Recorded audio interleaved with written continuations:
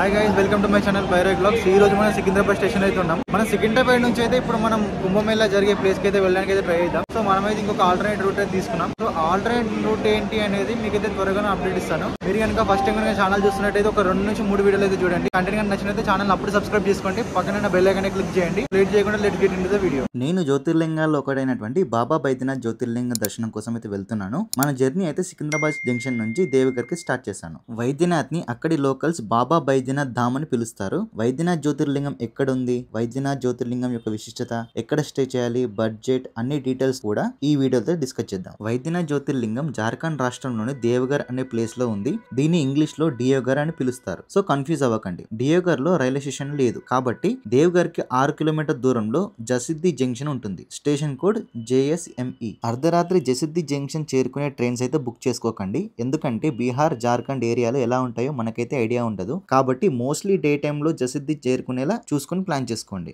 డియోగర్ లో domestic airport కూడా ఉంది. ఎయిర్పోర్ట్ నుండి ఆలయం 13 కిలోమీటర్ దూరంలో ఉంటుంది. హైదరాబాద్, తిరుపతి, విజయవాడ, విశాఖపట్నం నుండి డైరెక్ట్ ఫ్లైట్స్ అనేవి అందుబాటులో లేవు కాబట్టి 1 స్టాప్ ఫ్లైట్స్ అనేవి అందుబాటులో ఉన్నాయి. ప్రజెంట్ అయితే మనం అయితే జయసిద్ధి జంక్షన్ అయితే రీచ్ అయినాం. సో ఇక్కడ కనిపిస్తున్న ట్రైన్ అయితే మనం వచ్చింది. మనం అయితే బాబా బైద్యనాథ్ ధామ్ కి అయితే వెళ్ళడానికి అయితే స్టార్ట్ అవుదాం. ఇది జయసిద్ధి జంక్షన్. జయసిద్ధి జంక్షన్ నుంచి ఆలయం 8 కిలోమీటర్ దూరంలో ఉంటుంది. మనకు టెంపుల్ దగ్గరలో చాలా హోటల్స్ అనేవి అందుబాటులో ఉంటాయి. కాస్ట్ అరౌండ్ 1500 వరకు ఉంటుంది.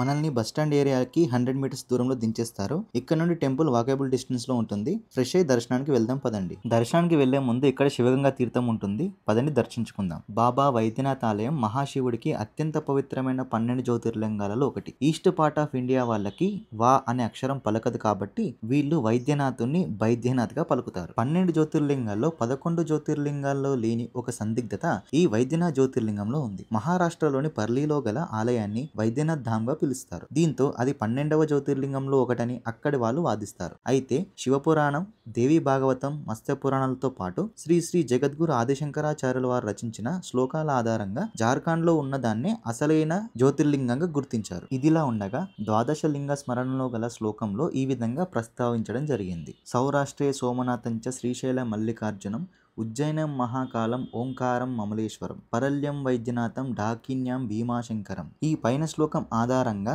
పరల్యం వైద్యనాథం అనే వరుసలో వైద్యనాథ్ మహారాష్ట్రలోని పర్లీలో ఉందని అర్థం వస్తుంది. కానీ పురాణాల ప్రకారం ఆదిశంకరాచార్యుల శ్లోకాల ప్రకారం వైద్యనాథ జ్యోతిర్లింగం తూర్పు ఈశాన్యంలో ఉందని చెప్పబడింది. అది ఎగ్జాక్ట్ గా జార్ఖండ్ లోని ఈ ఆలయాన్ని మాత్రమే సూచిస్తుంది. పర్లీలోని ఆలయం పడమర దిక్కులో ఉంది. కాబట్టి మీకు ఇంకా కన్ఫ్యూజన్ ఉన్నట్లయితే ఈ 2 ఆలయాన్ని కూడా దర్శించుకోండి. శివుడి కోసం తపస్సు చేయడానికి ఈ ప్రాంతానికి వచ్చిన రావణుడికి తనను తాను శుద్ధి చేసుకోవడానికి నీరు దొరక్కపోవడంతో రావణుడు తన మోచేతిని ఈ ప్రాంతంలో భూమిపై మోదడంతో ఈ ప్రాంతంలో నీరు ఉబ్బికి వచ్చిందట. అలా ఈ తీర్థం ఏర్పడింది. ఇప్పటికీ చాలా మంది భక్తులు ఈ తీర్థంలో స్నానాలు చేసి స్వామివారి దర్శనానికి వెళ్తున్నారు.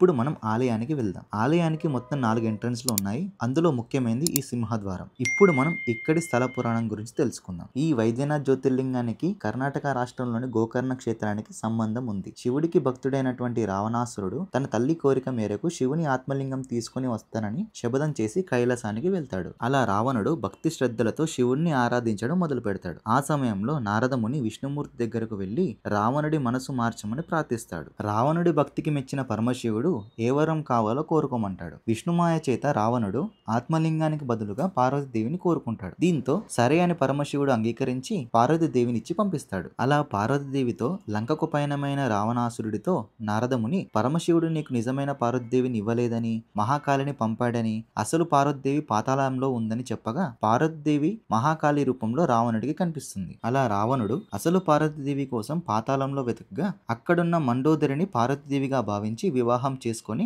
లంకకు తీసుకుని వెళ్తాడు. ఆ తర్వాత తన తల్లి ఆత్మలింగం మీదని అడగ్గా తాను మోసపోయానని భావించి తిరిగి ఎలాంటి మాయకు లొంగకుండా ఆత్మలింగం కోసం భక్తి శ్రద్ధలతో మళ్ళీ శివుడి గురించి తపస్సు చేయడం మొదలు పెడతాడు. దీంతో పరమశివుడు ఎంతకు ప్రత్యక్షం అవ్వకపోవడంతో రావణాసురుడు తన 10 తలలను ఒకదాని తర్వాత ఒకటి శివుడికి బలిగా ఇవ్వడం వల్ల పరమశివుడు ప్రత్యక్షమై రావణాసురుడికి నయం చేసి ఏ వరం కావాలో కోరుకోమంటాడు. అలా పరమశివుడు వైద్యుడిగా వ్యవహరించినందువల్ల ఇక్కడ పరమశివుడు జ్యోతిర్లింగంగా వెలిసి వైద్యనాథుడిగా పేరు వచ్చిందని స్థల పురాణం.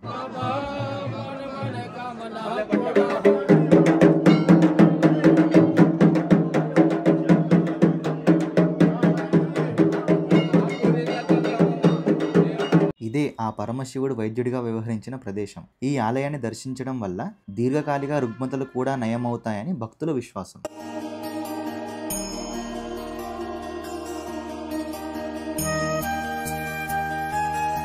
పదండి మనం దర్శనం చేసుకుందాం. వైద్యనాథ జ్యోతిర్లింగం దర్శించుకోండి. పూర్వం ఈ ప్రదేశాన్ని దేవగృహం అని పిలిచేవారట. కాలక్రమేణా అది దేవఘర్గా మారింది. బ్రిటిష్ వాళ్ళకి పలకడానికి రాకపోవడంతో డియోగర్ గా పిలిచేవారు. అందుకే ఇప్పటికీ కూడా అఫీషియల్ గా డియోగర్ అని మాత్రమే పిలుస్తారు. కానీ లోకల్స్ మాత్రం దేవ్ఘర్ అని మాత్రమే పిలుస్తున్నారు. ఈ ఆలయాన్ని యత్పూర్ వంశస్థులైనటువంటి రాజా పురాణా సింగ్ నిర్మించారని ఇక్కడి చరిత్ర.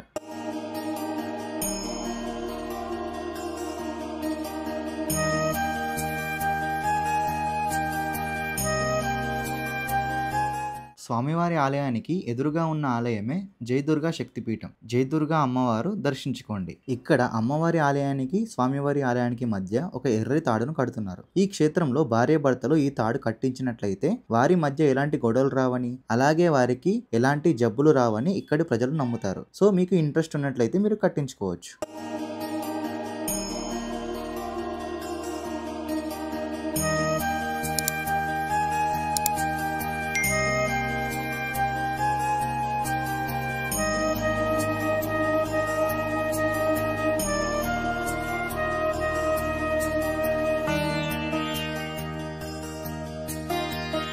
ఇప్పుడే మన బాబు వైద్యుల దర్శనం అయితే అయిపోయింది.